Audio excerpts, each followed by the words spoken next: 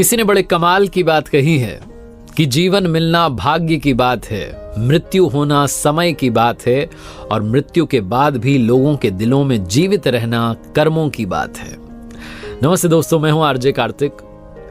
एक डॉक्टर साहब अपने अस्पताल में दौड़े चले आ रहे थे, जितनी स्पीड में चल सकते थे भागे चले आ रहे थे। ऑपरेशन थिएटर वाली लॉबी में आए तो उन्हें 5-6 लोगों ने घेर लिया और सुनाने लगे कि अस्पताल खोल लिया है, अपने आप को क्या समझते हो, अब आ रहे हो, हम इतनी देर से इंतजार कर रहे हैं, आपको कोई सुध नहीं है, आपको कोई चिंता नहीं है, हमारा बच्चा ऑपरेशन थिएटर में, हम इंतजार कर करके थक गए, आप अब आ रहे हो।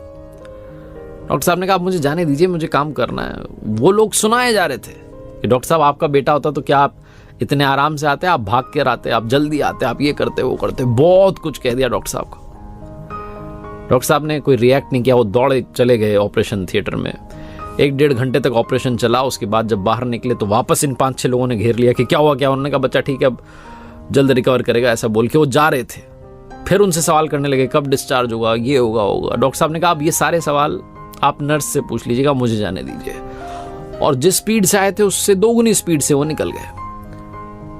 ये जो 5-6 लोग थे उस बच्चे के घर से, माता पिता चाचा मामा, उनको लगने लगा कैसा घमंडी डॉक्टर है, बात तक करने की तमीज नहीं है। कुछ देर बाद वहां नर्स आई तो नर्स बताने लगी बच्चे के हाल। उन्होंने कहा बच्चे का मत बताओ, पहले ये बताओ कि जो डॉक्टर है ये इतने इगोइस्टिक क्यों, इतने घमंडी क्यों, इतना अहंकार किस चीज का इनके अंदर, हमें तो ये बताओ। सीधे मुंह बात नहीं करते, आए थे तब हमने पूछा तो जवाब नहीं दे रहे थे, जा रहे हैं तब जवाब नहीं दे रहे हैं। बहुत सारे डॉक्टर्स हैं और ये तो हम मुसीबत में थे इसलिए आपके यहां पर आना पड़ा। नर्स रुआसी हो गई, इमोशनल हो गई, कहने लगी कि आप ऐसा मत कहिए, डॉक्टर साहब बहुत अच्छे हैं, बहुत अच्छे दिल के हैं।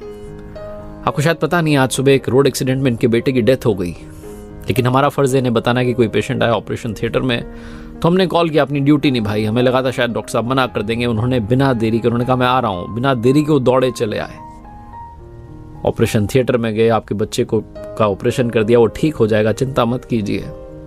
वापस डॉक्टर साहब दौड़ के गए क्योंकि संध्या होने को आई है, शाम होने को आई है और डॉक्टर साहब को अपने बेटे का अंतिम संस्कार करना है। छोटी सी कहानी जिसका सार ये है कि बिना किसी की सिचुएशन समझे हम रिएक्ट कर देते हैं, हम परिस्थिति समझते नहीं है, बस अपनी बात थोप देते हैं और बाद में जब हमें सिचुएशन समझ में आती है तो अंदर ही अंदर गिल्ट महसूस करने लगते हैं। इसलिए जीवन में कभी भी किसी की भी सिचुएशन जाने बगैर कोई भी टीका टिप्पणी कमेंट मत कीजिएगा। एक बार फिर से वही बात जो अक्सर आपसे कहता हूं, अच्छा बनिए, बेहतर बनिए, बेहतरीन बनने का प्रयास कीजिए जीवन में, कर दिखाइए कुछ ऐसा कि दुनिया करना चाहे सिर्फ आपके जैसा।